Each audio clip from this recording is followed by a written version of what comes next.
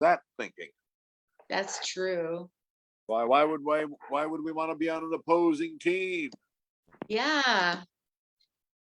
Well, Someone the money's on the blue and the red, you know. Woohoo! Here's your little felt thing. Wave your big foamy hand. bad news sells. And today we got good news because Rick Overton's here. He's already been here once. This time he gets to do a lot of talking. Are you ready to talk? I'm ready to talk. I'm not back my golden milk turmeric drink for old squeaker and creakers like me. Squeak, squeak, squeak. So getting all loosened up. Gonna be ready. Yeah, I'm ready. You guys, you've seen him in over 190 movies. He's a legendary comedian and actor, etc. Just sit back and watch this. He doesn't like all the hype. He's one of those real people. He just wants to be on here and talk. Can we just do that for Rick? Rick Overton, take the stage. Hey, okay, let me check the script. Weren't we gonna do a question? No, okay. I did a spot it's been a little while off, not doing comedy as much as I used to, you know. And I got out, and it was called the Fourth Wall Theater, and my buddy Trevor Kevelo runs that one. He's sort of a comedy entrepreneur and comic, and he put together the showcase. But it was a light crowd, and it when they call you, you're a comics comedian, you're a comics comic. Well, that's because I only go on for other comics by the time I get on. And so they were, and they're all waiting. Every comic you're put in that awkward position of you got to be there to support him or he's going to bail when I go on. But you own if I watched you, And so, yes, at fair and square, I stayed to the end and had a zinger or a joke for some of them, So something where I can show that I've been at this a little while, and it's weird because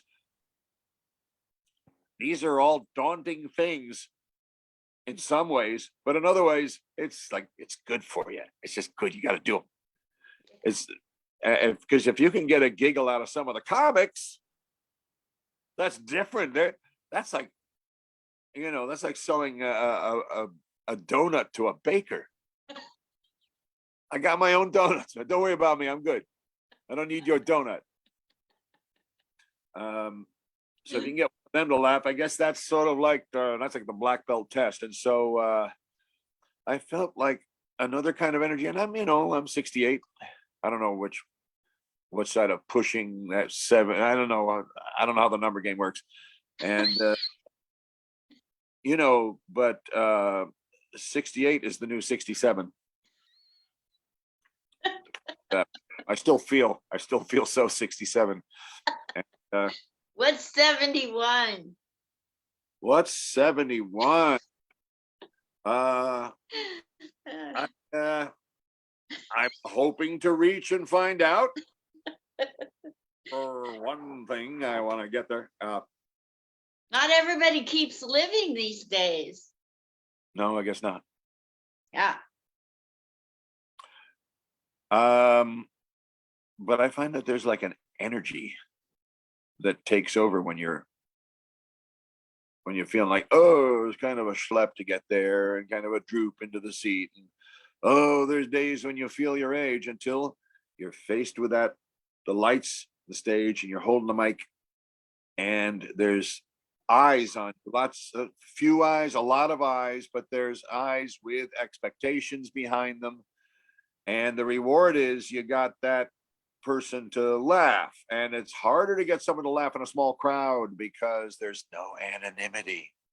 You can't hide in a pack of people and let your laugh. If it made you laugh, you're the one guy.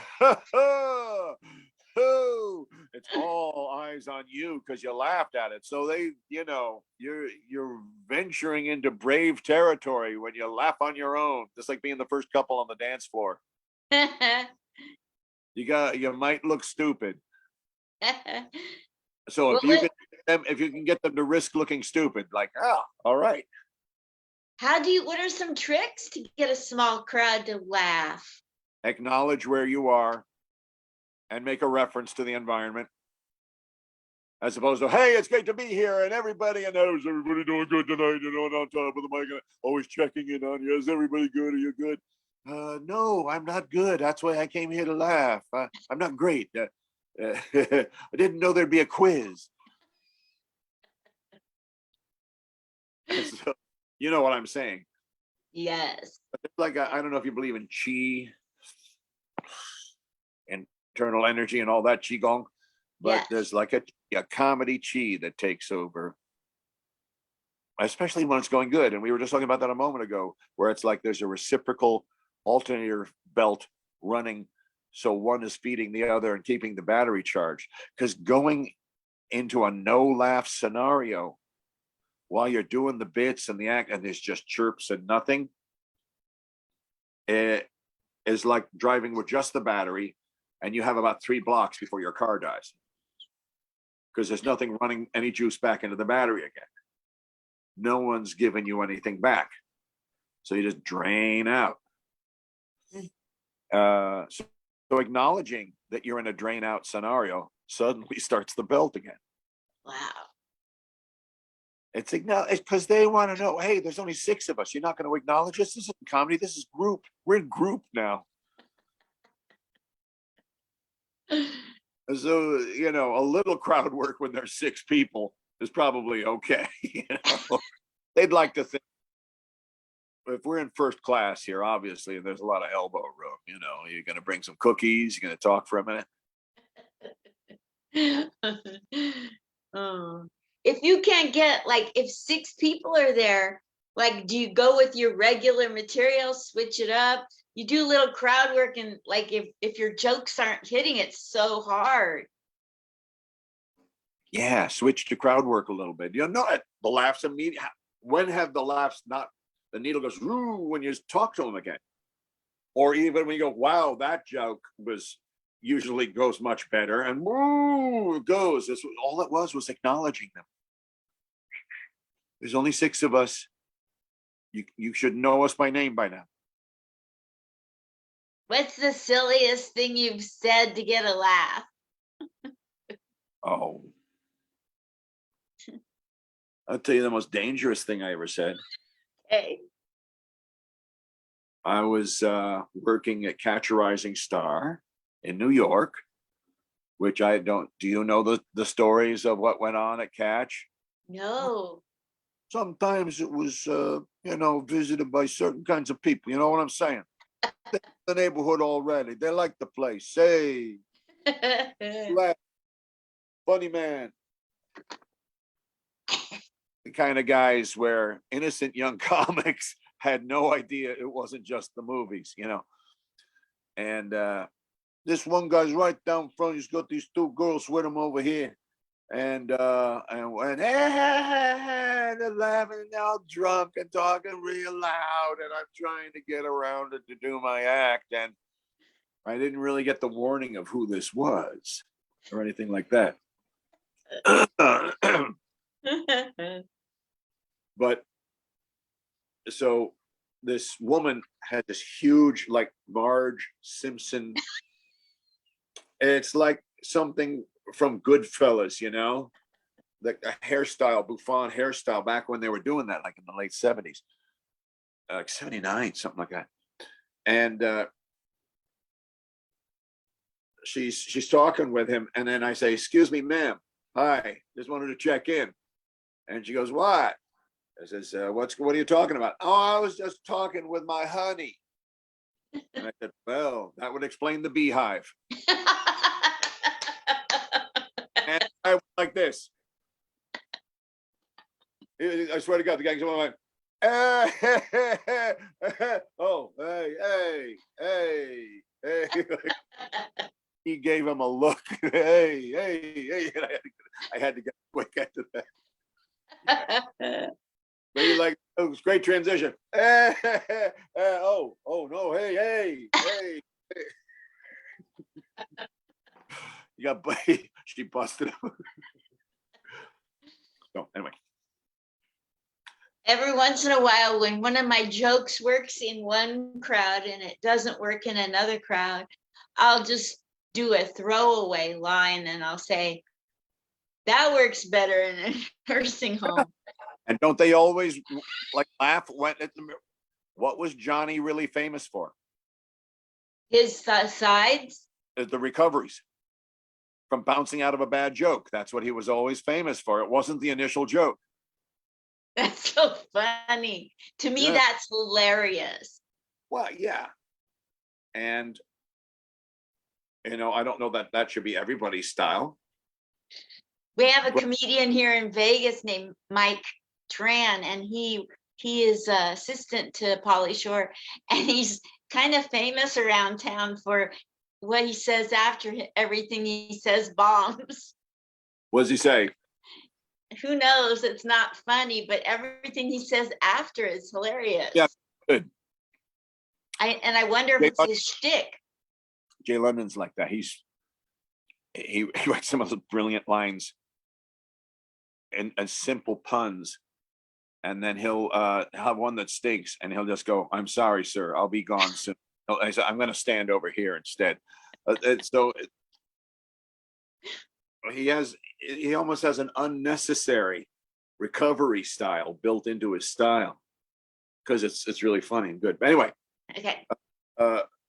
A lot of comedians get into that. Well, here's another one you won't like because it worked. Like one night, that was the killing thing, but they stick with it when the other stuff was good, and they start saying it when the bit was fine. You don't need that other part anymore. That was only for, you don't need the training wheels. You're not taking any curves. That's funny. It's silly that they do that, but it almost makes it funny that they're so unaware that I see the irony. Look at the power of having one winning thing and how that felt. That you'll repeat it to get that back. It's like gambling, and you're going for that thing again. It's never coming back. That streak is never coming back. That one drunken pool game where you just wiped the table, but that's because Fats was like a spirit came in you and then did the game just to have a game, and then he dumped you when he didn't need you anymore. And I'm going to get a better player than you, but for that one moment. Hey, pal, Minnesota was knocking all the balls in. I felt like the super pound. Then, I'm going to do it again in another game. And I'm just ripping the felt and breaking the stick. And, You know what else? Get that original feeling.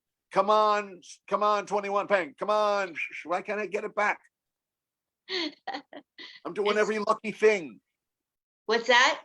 I'm doing every lucky thing. Why won't it come back? Because that ain't how it works. Yeah. And the same thing with comedy. And that early lucky trick isn't so lucky anymore. But I remember when it was so good. Yeah, they don't. That's true. That's so true. The first time you did it, it was an improv. The 2000th time you did it, it's not going as good as the first time. That's interesting. How improv was the actual root problem solver, because you used it the first time and it worked. It's when you use the result of the improv over and over is when that part dies. But it's not the important part. No separate joke is the important part. The joke writer is the important part. The one that makes the next joke. Otherwise, I'd be up there just doing Watergate jokes. What's the matter, people? Big Nixon fans here? Who? Who the hell is that? What are you talking about, old man? It's funny, all the things that older comics try to say that younger people in the audience have no idea what it is that they're talking about. Right? Yeah. Yeah. People say, why don't you do a bit about the Overton window? I said, I tried. over and over. Right. I wrote this bit and that bit, and Overton doorway, and I want to put in storm window. No, but no one knew what the hell I was talking about. They'd never heard of it. And it's my last name, and it's like right there.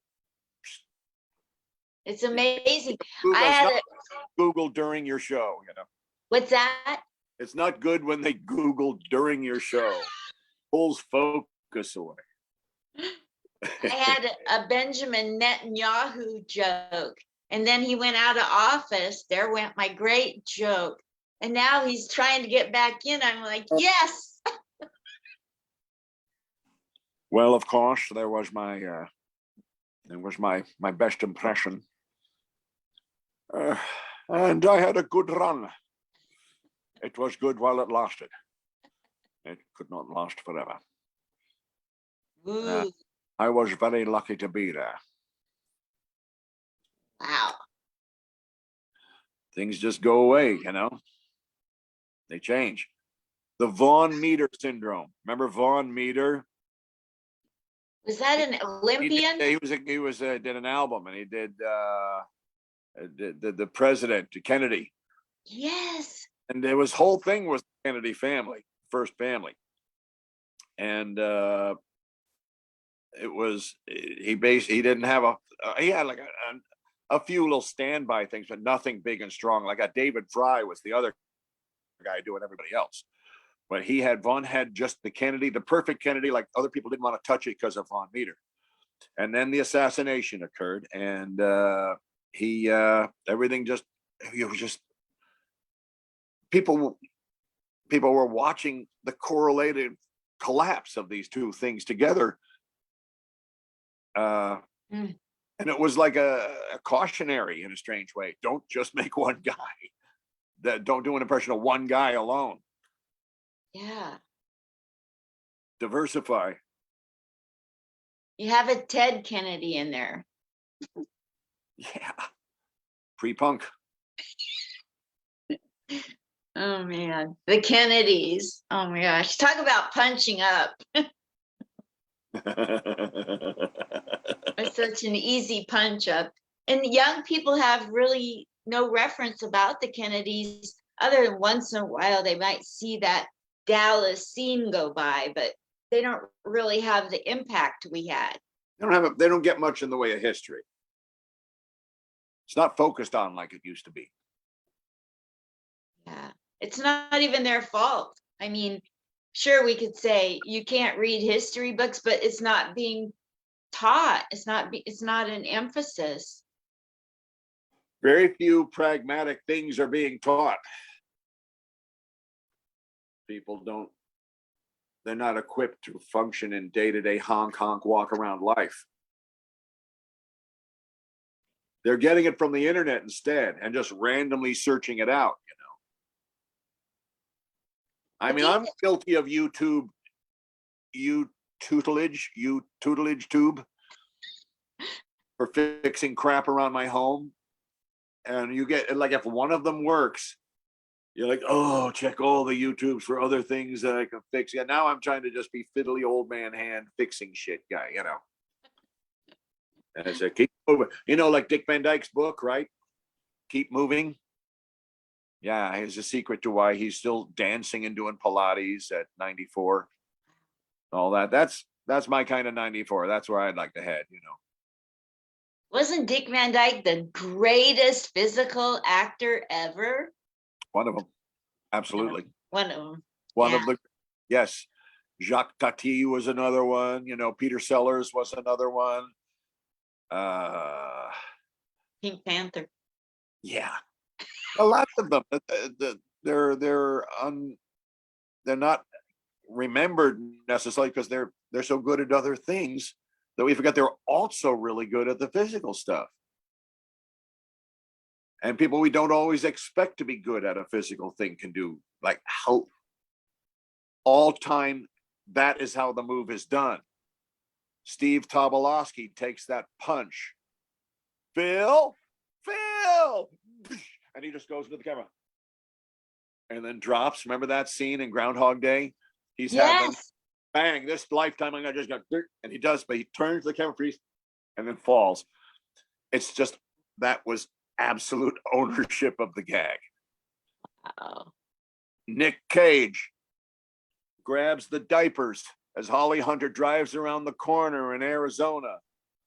And as he pulls the diapers in, she goes, "You son of a bitch." Bam. And he just, gah, and just turns into the lens of the camera, like against the window of the car in Raising Arizona. All-time classic, How to Take a Punch. One of those physical moments, but from Nick Cage, which we know is mostly known for explosive, other stuff. So there are surprise people out there that can do it. Absolutely. Leslie Nielsen, Yeah. which he was two magic words to restore. A lot of older actors heard the two magic words of Leslie Nielsen, and it saved their lives, saved their careers. William Shatner relaunched himself with the philosophy of, I can be funny and kind of make fun of how seriously I treated everything before as an action lead, And if you can do that, you just opened the doorway to one entire brand new lifetime. I remember how funny Leslie Nielsen was wasn't it Airplane? That's right. Hilarious.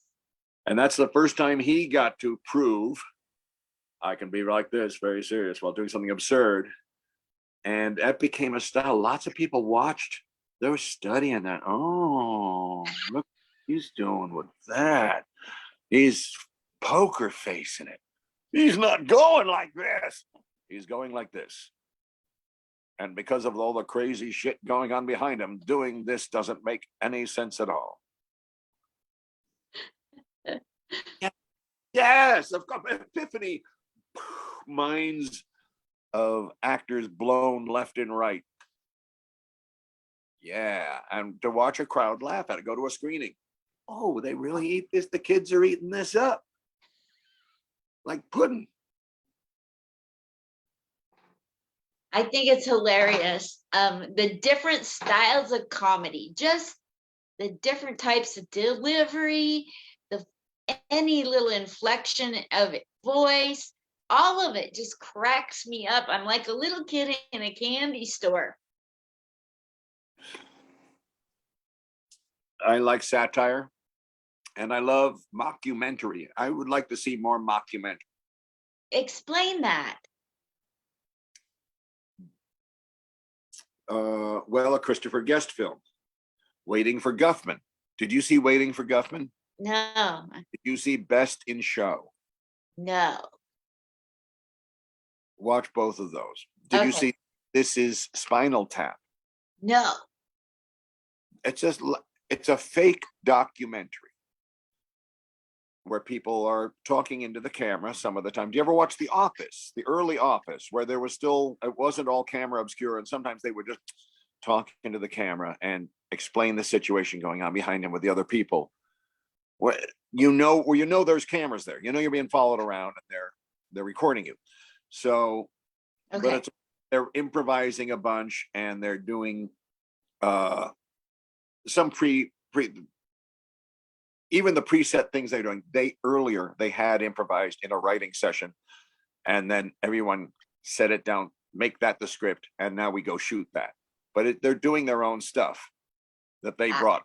So everyone is a writer on these, which is interesting. So like, whereas Curb, he will give you a take where he goes, I need you to get this. You're this guy and you're mad about that. So you got to do this. Give them room. Don't, talk over everything. Yeah, we're all talking together, and get us here by this amount of time, or it won't make the cut because there'll be too much time. We got to do that. We don't have so much time for the whole show. It's a lot of people. So you got to think in those terms of how I'm going to get this guy to be this person in that amount of time and get out of here. And so it is preset to a degree by the time they're rolling the camera. But there's if you got a golden thing, man, they're just going to go, let it happen, let it happen. Holy Toledo. That's gold. That's comedy. Yeah, so it's not documentary like they know there's a camera there. That's just improvising, but it's using some of the same system that Christopher Guest uses. And did you see Princess Bride? Yes, I loved it. Tell me about that. Well, I'm just going to say that he Christopher Guest is the sinister, torturing prince who has the sword fight at the end. He is also a brilliant director, brilliant film director, improviser, and commercial director. And so he's gets that it's not, you don't have all these other agendas in a mockumentary. You're not, oh, I'm secretly thinking this and I'm really gonna do, like a lot of films have that. You have to layer the character back. Not with a mockumentary. I'm saying this because I believe it. And I really want that. Yes, and that's it. There's no hidden, nothing. And everyone, no one's really a liar except to themselves in a mockumentary.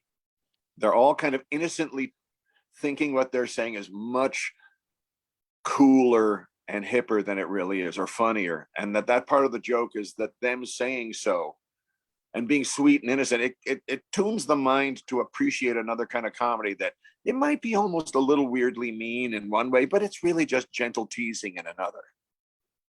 So I would say, I would like to know what you thought after you saw Waiting for Guffman and Best in Show. And then there's a whole string of other ones that they made, but these two are like, and this is Spinal Tap. And those are the three. It's a starter kit to understand film format of mockumentary. Because I always thought there was a lot of room for that. It's a cheap thing to shoot because you don't have to worry so much about the lighting. If you're shooting a documentary, you just go where the camera has to go. And people accept that. How cool is that? I've got to watch those. I'll start watching today. I got nothing else on my schedule. Yeah, Hollywood, it's so cheap. It writes itself, so to speak. You know, there's no dragons and lasers and effects. It's just funny people. Wow. How simple is that? You know who I adore in history, comedy history, is Gracie Allen. I adore her. If I can do anything that is remotely like her on stage, I'm in heaven. And I just started trying a little bit of that lately. And it seems like that is so fun to purposely misunderstand things. Yeah. Had that Ella also had the misunderstanding energy there too. You have to have such a good understanding of things to play with them like that. And you do. Comedians have that. You have to know that to get to a show. So playing off the person with misconceptions, it's a character. It's great. And she was George. What did George always say? She was the brains of the operation, right? He did. He would admit it. He owned it. He knew that. There was no doubt about it. And she was very sweet. My understanding, my mom met her. It was very nice. I met George, but she met Gracie. Oh. What did your mom say about Gracie? She's very nice, very sweet, and cordial. And that's all she said. Yeah, I'm mesmerized. When I watch her, I don't know what all she's learned in life to be able to do whatever she does. She's like, it's like watching brilliance and you just only get a little bit of it. You hear the lyrical kind of almost a musical lilt and bounce in her voice and her delivery that's like out of a 1930s fast talking romantic comedy back and forth. Wow. Well, that's where a lot of that is from. A lot of the articulation is out of those films. Oh, darling, like we're going to go to the Riviera this weekend. I think it's going to be marvelous, darling. But wow. Oh, well, darling, yes, I'd love to. No, sing-songy. It's very sing-songy. And there's a lot of control in laughter and all emotion in the sing-song. She really listened to the music of the way she's doing it. You're like, oh, that's like it's its own separate art form. And there's a ton of control in there. She can the audience where she wants with all that. It's from radio days. You didn't have your face on there. You had to figure out how to put it all in your voice. It had to go like this. Man. All I can say is I adore her as far as being so smart and pulling off dumb. It's hilarious. Didn't hurt Goldie Hawn any. No, it didn't. She owned Hollywood for a little while. She did all right for herself. That's, there's a smart individual. Yeah. It must be hard to be her daughter. Well, I think there's always a little bit of a pressure when the parents were known for something and you try to do something similar. Yeah, I bet there is that syndrome there, the shadow syndrome. Yeah. The shadow of. Yeah. There's probably a lot of people in hit that we could talk about who couldn't follow in their parents' footsteps. Well, not yeah, just. I guess. Sure. It's unfortunate, but when you watch, You'll take the hit. You want to follow, you get that career where everyone's whispering if it was only for so and so. But my contention is if you had only heard of Julian Lennon and there was no John Lennon, you would love Julian Lennon's music. Like, who is this guy with that wonderful voice like none I'd ever heard before?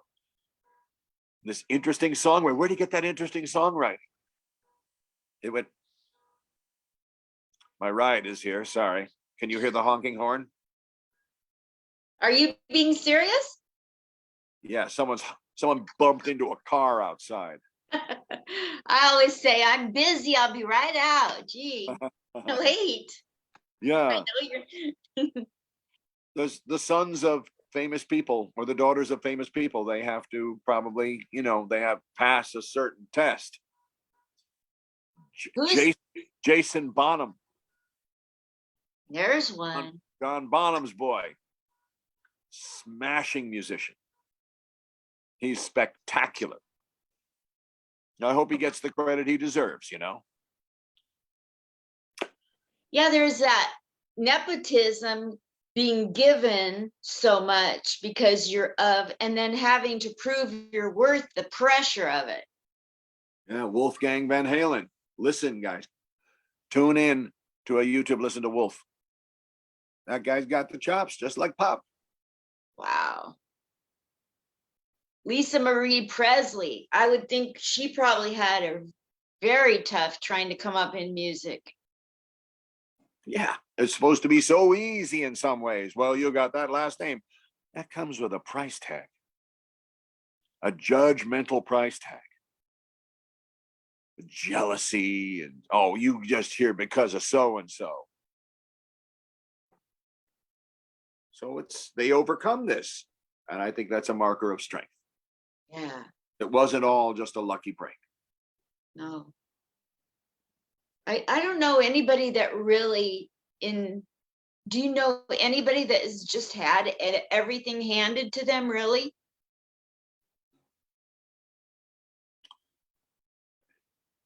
Perhaps in some ways it could seem like that for certain people. I don't know. A name doesn't immediately come to mind. I mean, I know you have to have, by the time you're allowed to do anything with a camera, you had to have some kind of work ethic to get you to that point.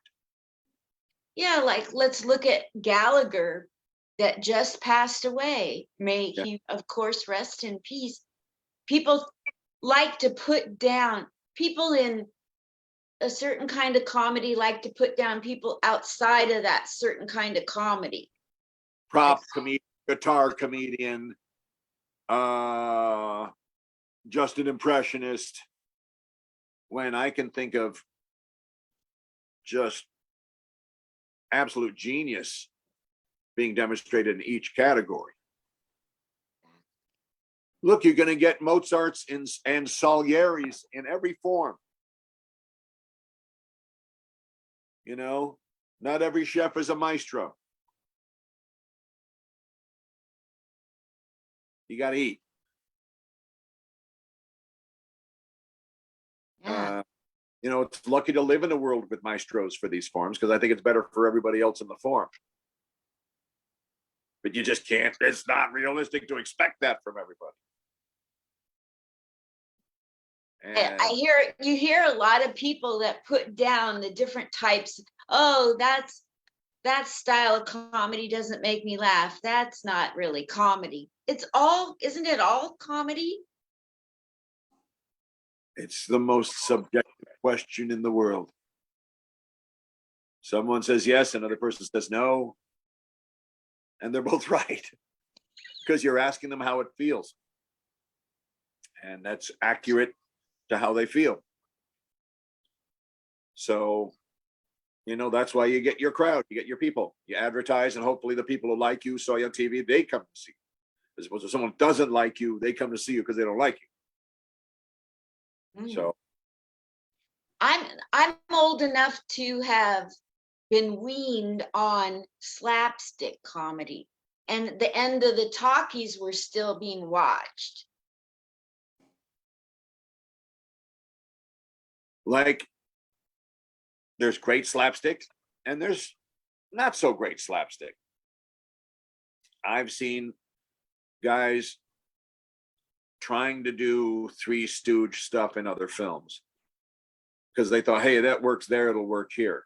And they don't have that like family bond timing of years of doing it on stage and vaudeville. Sometimes it's just three people put together or two people put together. And it's not the same as watching people who did it for years on stage and they have every little trick and nuance of it down.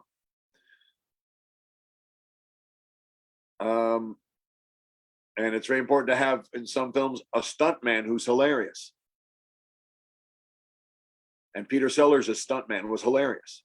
Really? Yeah, because they're doing half your gag some of the times.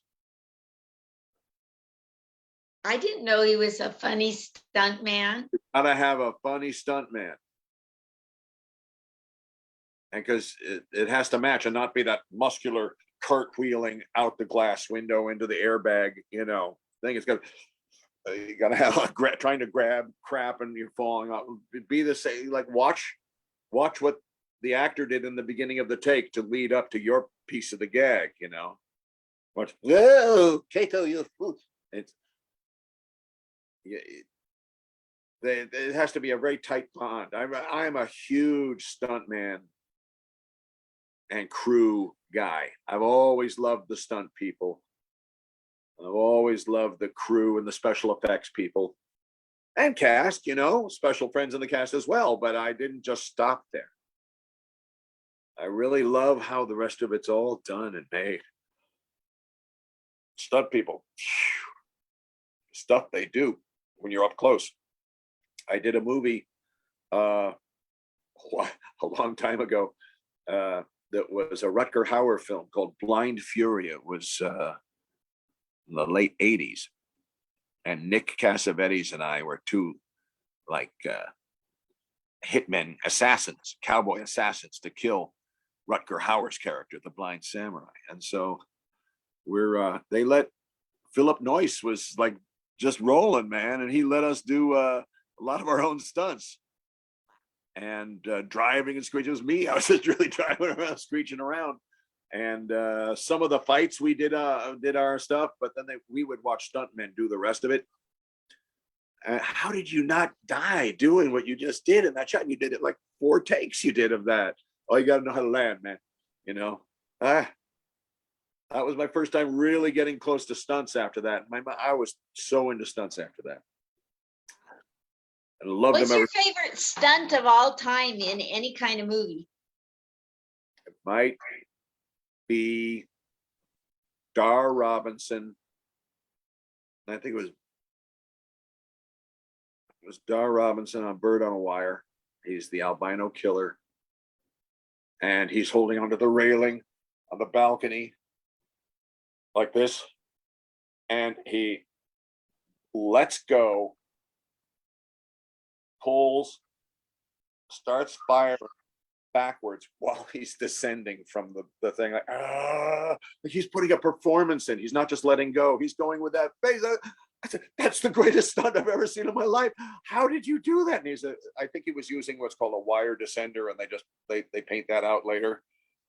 But he invented this thing that you could do that with, and he made it the greatest stunt I think for the 80s. There was nothing better than that shot. And let's see, what's another great? Well, there's, driving stuff, and Hooper was great. And I don't know. That was my favorite one. What's your favorite stunt?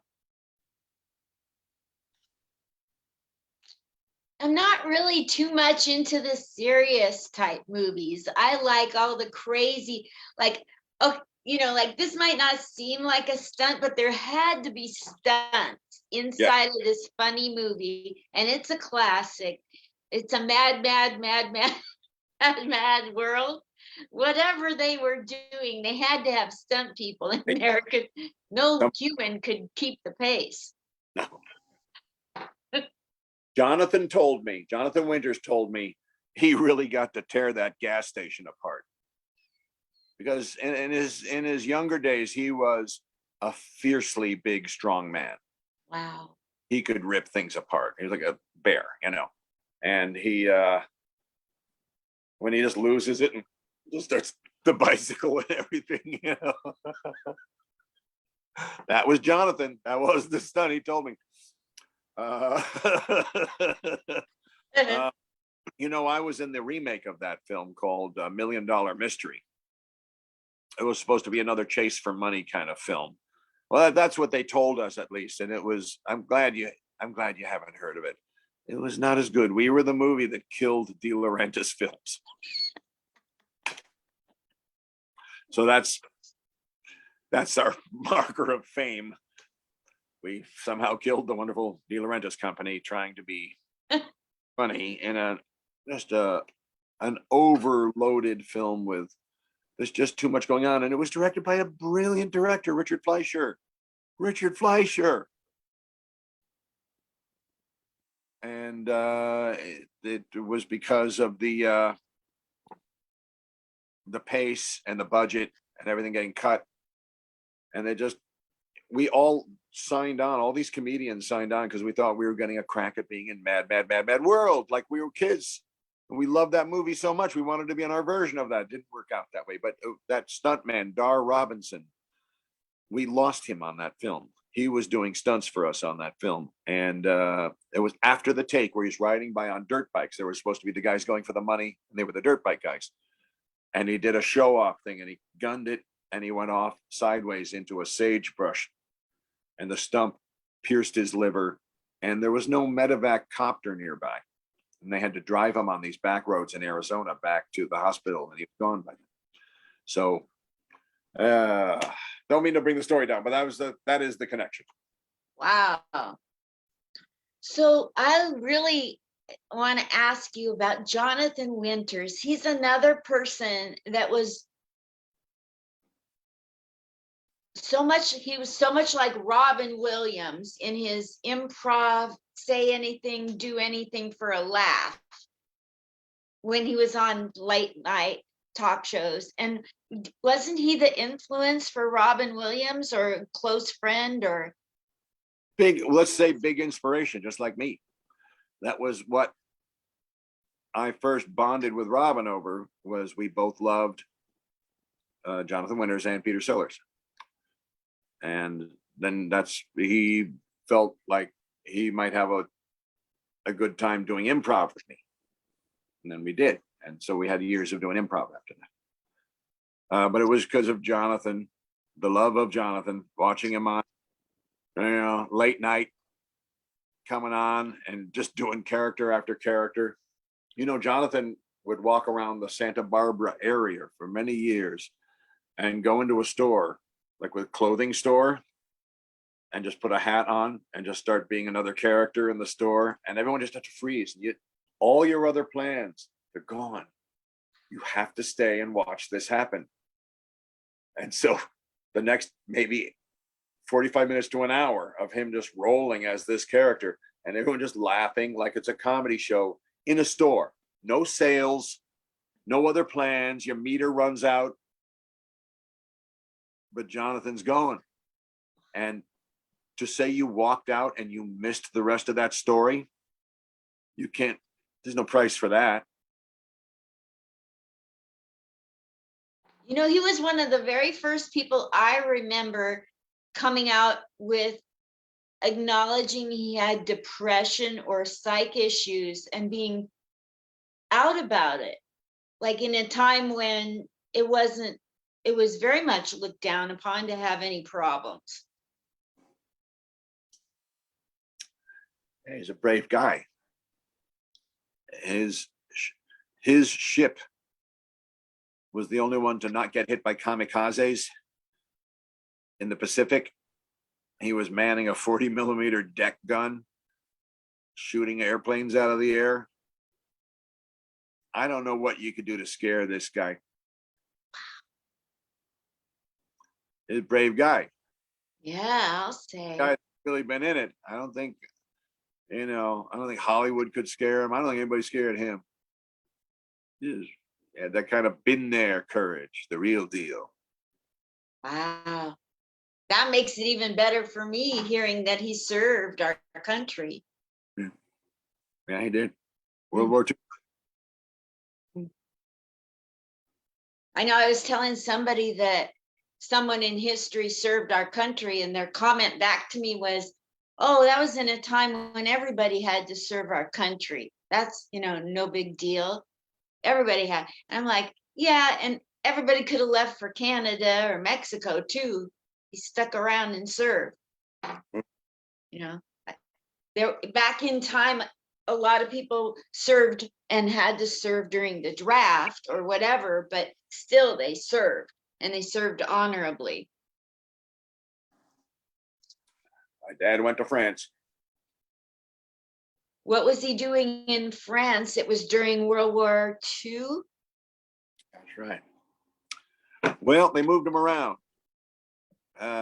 He was a radio man in the back of a half track, and he also worked the 50 caliber up top. Then he was transferred into medics training, but he was not good with the needle. And people would pass out on Overton's line from being scared of just him. Okay, now sit still. Going, sit, will you sit still? And so, yeah, he did different things, but then he got into some music and playing with some of the fellas there. And then he's doing some USO and things like that. And so those are the things he did in the war. So he did music with the USO? Yeah, a little bit. Doing piano and music, entertaining the fellas, And yeah. He got pneumonia. During the war? Yeah. Now it was all done. During World War II, he caught pneumonia because they didn't get the right clothes in the bulge. A lot of guys got sick. So did he live through that, or did that cause him to? Yeah, no, I'm only 68. So he would technically have had to live to 1954. He died in 2. Yeah, no, he died later. That's good. My grandpa died, but he contracted something during World War I. And he got shot in the neck. And then later in life, it started pussing. And it became some kind of problem. Did they get it out? Was it they leave it in or get it out? I don't know. He never can leave it in, it can go infected. Okay. The body attacks foreign, Yeah. Yeah, my grandpa was in France. World War I, artilleryman.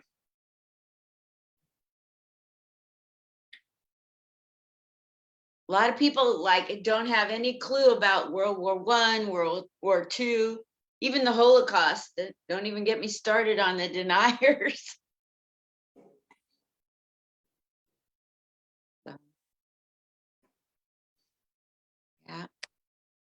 So, we have interwoven histories, you and I. Yeah, we do.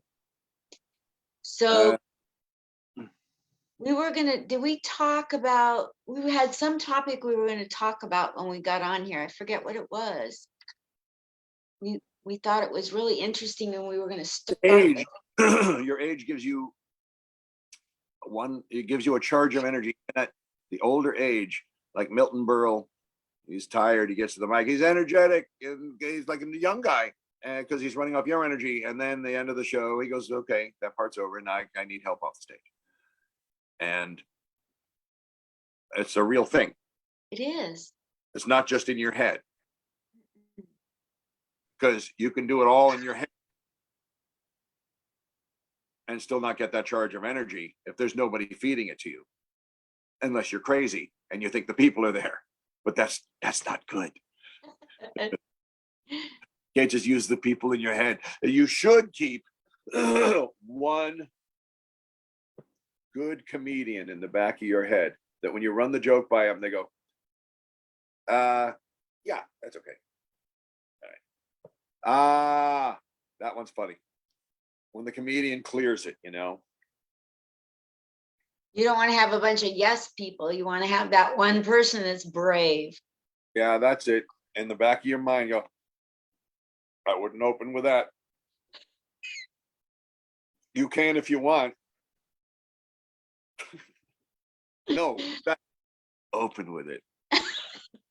No, you're being a dick now. I'm not going to listen to you anyway. What? D? Oh. Have you ever opened with the wrong joke and lost the crowd? Sure. And talking about, like, when you're in some local town and you make a joke about a regional thing, but they're defensive because you're not from the region. So you can't joke about the regional thing, which you were so proud of the joke when you're driving by the store and making fun of the name. And they think you're just making fun of all of them now, instead of, I thought you'd also make fun of the name. Oh, no. It's going to be one of those shows now. Fuck. All playing differently in my head. I was doing comedy at Wise Guys in Salt Lake this last week.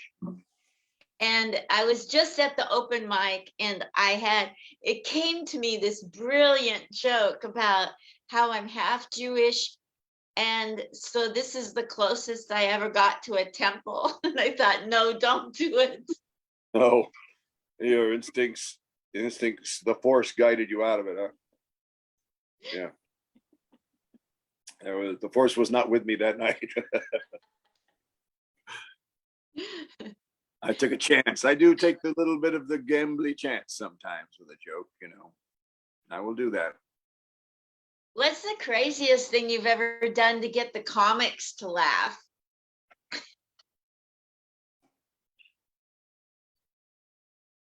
You have to talk to them directly. It's just like the audience. Or you want them really to laugh?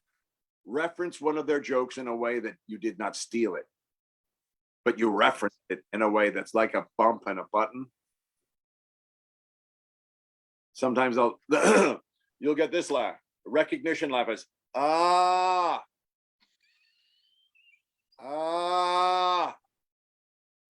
You'll hear that a lot in a sitcom. And that's when the writers sit in the audience for the taping and start the laugh on their own lines. Aha! Ah-ha-ha!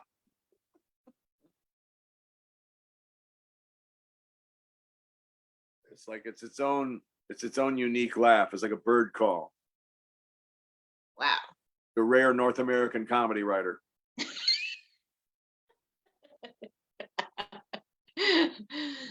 I like when I go to a mic, or I know there's a lot of comedians that are trying to tune me out.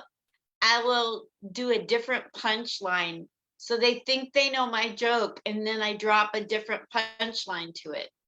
Yeah, it's a switch, because it really giving it has to be a very specific set of circumstances to give an expectation for a laugh. It's usually you break an expectation for a laugh. You set a pattern up and then you break the expectation. Wow. That's worth repeating. Will you say that one more time so I get it? Sometimes in rare circumstances, producing the built up expectation gets the laugh because you break the tension. But you had to do so much stuff to build everything to make the tension that you can break it. Or you set something else up and you don't break the tension with an expectation. You break it with something they didn't expect, with a surprise. And the surprise. And, like another marker that you did that with comedians is when they go afterwards, I hate your fucking guts. Oh, thank you, man. Coming from you. You're the man. Thanks, dude. Hey, he hates my fucking guts. Yeah. Because of that one joke he wishes he wrote. He fucking hates my guts.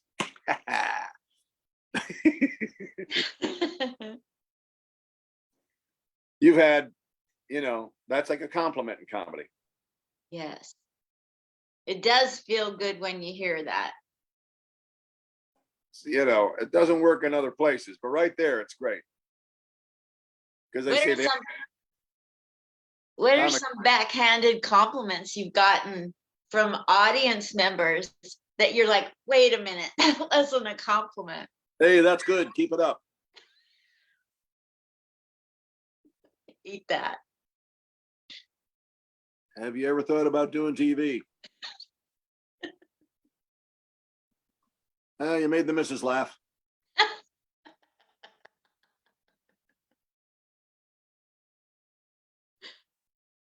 How about you? What about you? What did they give you? Oh my gosh, I get so many backhanded compliments. I did a whole bit on the backhanded compliments. Like, you look so beautiful up there. Like, maybe I should go back up there. Yeah. Oh, that's a good one. Up there. Thanks for being so fucking specific. You look so happy when you were doing. You get better when you're more general. You should be a broad brusher. You look so happy up there. Yeah, up there. It's always up there. What's not to be happy with down here? Oh, yeah. I love it when they avoid eye contact. They're walking right past you after the show. They choose to walk clear around you. Or the other comics are standing there and they go to them, oh, I loved you. You too, you're great. You hang in there. Don't quit. I had this one killer set at Wise Guys here in Vegas. I got to be a feature, right? And I don't say that I killed, but the headliner did. And the manager at Wise Guys, she came up to me and she goes, oh, you did so well. What? I must be really horrible for someone to say that. The way they say it. It's all in the way they say it. And with rare exception, they think they're helping. Yes. So it's not like an evil thing they're doing. There's very little actual evil. Yeah. In the world. A lot of dopes, a lot of gullible, very little hee hee hee, moo hoo ha ha. But boy, when you run into evil, you sure know it. Some people sure know it. Other people lap it up.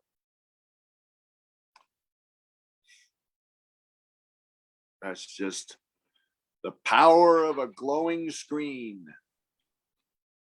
The TV is hypnotic. People worship the TV. Why do people think that all comedians and actresses or actors all have mental issues? Seriously. You want to know why? Because everyone has some issue. It's just that these people are on TV all the time, so you heard about it. That's the secret. Everybody's got their shit. I like that. You know, auto workers can have issues. There's no one got a TV show following them around. No one cares. They got shit to deal with. They got problems just like everybody else. Yeah. What's the worst crowd work question you asked that you wish you would have never asked?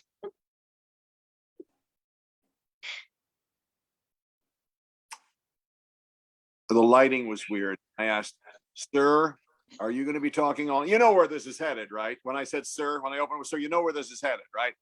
I'm not a sir. Okay. All right. Turning around with it. Oh, okay. I got. All righty. I have a question. You are so good with, I mean, you have fabulous material and a straight face.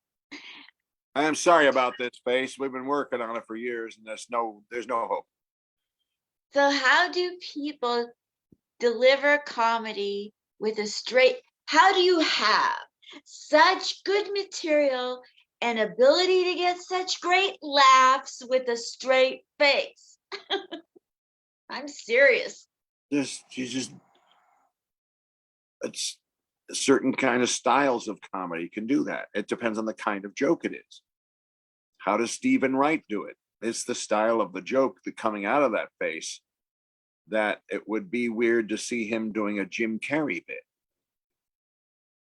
because his style is different. It can be delivered that way, very dry, you know. It's like I'm not afraid of heights.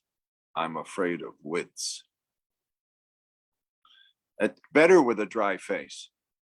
yes, I've seen that the You hear- opposite. You hear the writing. You just see it tick, tick, tick, tick, tick, prints out. And you oh, that's great. It's good writing, and the people they're sophisticated enough now. There's a crowd that just laughs at good writing and dry delivery, and that's just part of the funny poker facedness of it. Not every style can do that. But I would take it back to doing improv is how you figure out how to do everything. Because it's an art form that hopefully is based on doing everything for the first time forever. Wow. That's incredible power. Think of it that way. So you want that original feeling like your first kill set, or you like it again? Improv. Again and again and again and again and again. Over and over. Infinitely. So does that mean like every time you give yourself permission every time to some way differently do something with improvisation? Even when you're doing a scripted part, you are still, you're a partner, you're a contributing partner in the nuances you bring. The improv is in the nuance and the delivery, in what you're feeling and building inside the character. So it's not always a crazy, you did another thing, but it isn't just a robot reading these words in this order like a computer. It's you. Everything else you bring in is your improv. And you call it your work, you call it your ethic, whatever else you want to call it. When you're building it, and you have to improvise to do that. You can use everything you learned and still be improvising when you bring this here, because no one ever saw an exact copy of how you did it or what you did. That's your improv. That is so encouraging. Yeah. Just remember to keep that part of you alive and working the whole time. It's the problem solver. Wow. It takes A plus B, but it creates C. That's incredible. That's the new part, is C. And that's, then when you're a comedian, you do have to do things you remembered from before. But sometimes you can do it in a new order. You switch it around because of just something happened in the crowd. And now I can't get back to this other part, but I could put it at the end of this thing because it would work for a new reason. Suddenly you have a new segue. It's never not building. And you have to have the other part of your brain that can store it, keep it, know when to use it again, and know when not to use it again, because you fell in love with it doesn't mean it's going to work every time just because you're in love. And that you just figure out over time. You did it so much, you know that it just, you know the feel. Just do it a lot. You know what I see that like if you see the same comedian and sometimes they kill and sometimes they bomb and you try to sort out, let me learn from their mistakes. And Sure. I think I got it. The reason that she or he bombed tonight is because the crowd didn't get their essence. I don't know if that makes sense, but Yeah. Not every night's going to be your night. How many times have you seen a giant name have one of those nights? So it gets everyone. do you spend a couple seconds or a couple jokes, just kind of throwaways so they see what you're like? Sometimes I just get in and start talking and building to the first thing. Yeah. But to let them get a look at you a little bit, get to know you. So it's not just, hey, all flash, superficial, blah. Then if you format the very beginning, if they get to know that person, you run the chance of them listening to more detailed, nuanced stuff from you from that point on, because now you're like a friend. Okay, I'll listen more to a friend. Got it. That's great. So yeah, so when I go up on stage, I have like really advanced osteoporosis. So I'm in a lot of pain. Isn't it weird that when you do, like you were talking about Milton Berle going on stage and how he doesn't need any help on stage, but when he gets off and that energy he's getting from the room or the love or the vibration or whatever is going on with him, all my pain goes away when I'm on stage, mental, physical. Have you heard that from other people? Yeah. Most everyone who does performance has some kind of story of my cold went away, my flu went away, my knees go away, my hip goes away briefly. And they often just attribute it to adrenaline. They just say it's that and nothing else. I think it's something else on top of the adrenaline. I think there's just an energy, a form of energy going forth. And it's a tangible thing. So at your level of performance and people recognize knowing you, I would imagine that you have a bigger drop-off period than an open micer or somebody that is lucky to get on a show here and there. So when you're on a stage and you just got done filming Set List and you kill and you've got a taping that's going to go like Set List and it's going to be out there, and then you have to go to your hotel room, compared to an open micer getting on shows like myself, that there's a bigger dispersion of that energy, what you felt on stage, and now, holy Toledo, I'm by myself. Or what's that like at your level? Well, you go back to the hotel room at some point because you just need to unwind. It was so much energy. There were so many faces and people talking and so many things at once. And yeah, thank you, man. Oh, that was great. Yeah, post photos and all that. And now I'm just picturing sitting on that bed, and turn on the TV, check email. You know, like an engine shuts off, like it's like cooling down, the metal's contracting again. Blow a little steam out. Oh man, it was good. Look, no taking away, it was good. But just like after sex, now I go, okay, all right. No, I'm not,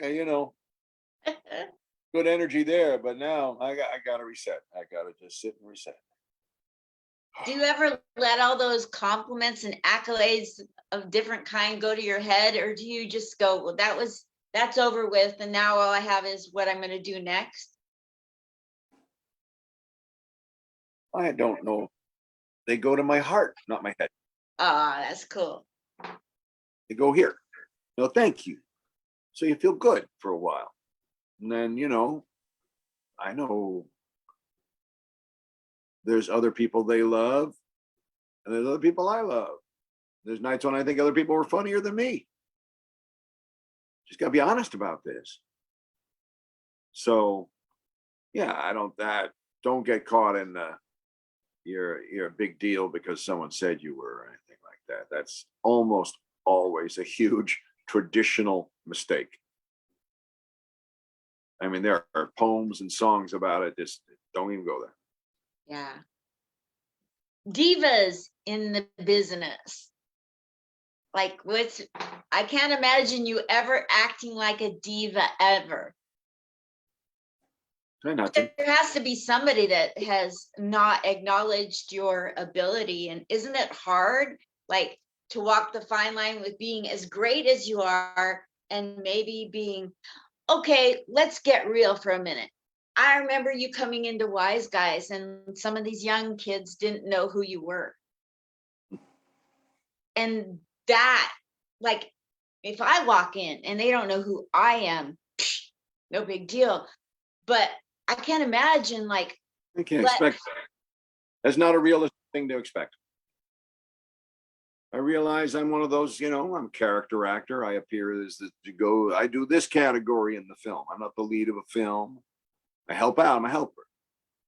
And I was a headlining comic when I was young. You get your run. It was fun. I do something else now. I haven't really been pushing the stand up as hard as I should. For a while, I let it go because I was doing other stuff, before all the crap hit. And so I can't expect when I have gone off their radar for them to do a search for me. They're looking at other things. And it would require them to search me out now. If they found it, they go, oh, well, look, they did all that, But that's like more of their dad would know that than these kids would know it. Yeah. So I have a lot. It doesn't faze you if a booker doesn't have a clue who you are or like that. They usually know who I am. They just go, it's going to be tough now, man. And the reason it's going to be tough now is because you didn't build that rotating road crowd. They always come to see you. You're not out there doing it. You're busy doing acting. So you got, you got SAG, you got, the other things, but you don't have that name on the road anymore. And I did briefly have a name on the road, but not forever even then, because acting was picking up even then. And I chose acting. There's just so much time in the day. I know there are people that can do both, but they're usually giant stars. Yeah. And that's a lot of work to keep both those plates in the air. Yeah. That's what happened. And you and I are kind of in the same boat with getting the vaccinations. There's been places that like I got accepted into a comedy festival in Burbank, but then they mandated the shots and I'm deadly allergic. So I couldn't be in that. And I don't understand why it couldn't also be offered virtually for people who are incapable for whatever reason of getting the shots. And I don't know why we have to be divided about the shots. Either people choose or they don't. 100%. 100%, Liv. Yeah, it makes it hard for people trying to get work when the people in control only think one way and they're not going to make any way for. It's falling apart now. It is going to change soon. Lots of stuff. A lot of stuff. Good. Stay tuned. Like filming outside, movies that get filmed outside, do they even mandate getting vaccinated for that? I don't even know how they get away with this stuff legally. It's not going to last. And because you can't sue the pharmaceutical companies, all the middle management arbiters of this are going to be hit with a SUE, NAMI. Wow. gonna be 1,000-foot way to hit them. And Good. gonna dump it all on them because we can't go to the manufacturer. Wow. Wait and see. It's gonna be memorable. It'll be talked about for ages. Good. Yeah. So, yeah, I'm gonna do the Comedy Chateau on the 19th. And working on, looking at some other shows. Hopefully get another show up at the Throckmorton soon, 142 Throckmorton in Mill Valley. That's where I do a lot of the shows. I used to do a lot of shows with Robin. And it's a beautiful spot. It'll be a fundraiser for our beloved Will Durst. Get him up again after he succumbed briefly to a stroke. And now he's talking again, comedy again. Now we got to get him walking. Wow. Get him out of that chair. The Throckmorton is a big theater, isn't it? Gorgeous. It's an oldie. It was the place where they had vaudeville. Charlie Chaplin actually worked there. He walked the planks that we walked. Yeah, it's an oldie. And it's got magic in that place. Good vibe. One of my favorite spots on earth to do a comedy show. And when is that? We don't have a date yet, but we're putting it together. Wow. And that's in LA? No, that will be up it's called Mill Valley. Mill Valley is a part of just over the Golden Gate Bridge. Whoa. It's in the Rin side. And it's a very beautiful area. It's kind of like Storybook. It's like Storybook Town. That's so cool. Well, I wish you the best with the both of those. And Thanks. people need to get out and buy Set List, your new special. Check it out. You don't have to buy it if you're watching. It's not for sale if you are on Amazon Prime. It's just Rick Overton's Set List special. And you can watch it for free. It's so cool. For Amazon. Super. Well, is there anything that you want to say? I'll let you close out this episode of the show. We talked about a lot of topics. Yeah. What would you like Yeah, to close? went all over the world, didn't we? I don't know. I just say everybody find that creative thing that you do and improvise at that. Because it's not about I want to tell you, of course, what you're doing is magical and good and all that. And that's all true and thing, but it's about continuing to do improv. And then invent the way to do it, because it's the process of improv that will reinterpret things and save your ass on the day when you need it. It is a superhero, and it's a superpower. Wow, that's the most encouraging thing I've heard in comedy. Yeah, it's a way to use your brain that you don't usually think. But it's a feral state. It's an animal feral state. Because when we get too educated, we turn stupid. Wow. And animals, us, there's nothing more capable than a feral, smart animal. Wow. You can't bullshit one of them. I love that. That's going to be so encouraging, because you know how you can have a set and you can memorize it and go up there and you sit there and scratch your head why it didn't work today, but it worked yesterday. And it's because you're not using improv with it, right? It had to change for today because today's a new day. I love that. Thank you so much, Rick, for coming back on. Thank you, Linda. This was a great talk. This was a good one. I had fun with it. It's fun watching you talk. And if I interrupt you too much, I'm sorry, but you get me going to where I want to hear more. You're a peer. You're another comedian. We're just trading notes. Thank you so much for your time. Thank you for the same. Thanks, Linda. Rick Overton, everybody. Bye. Bye. Love you. I'll be right back.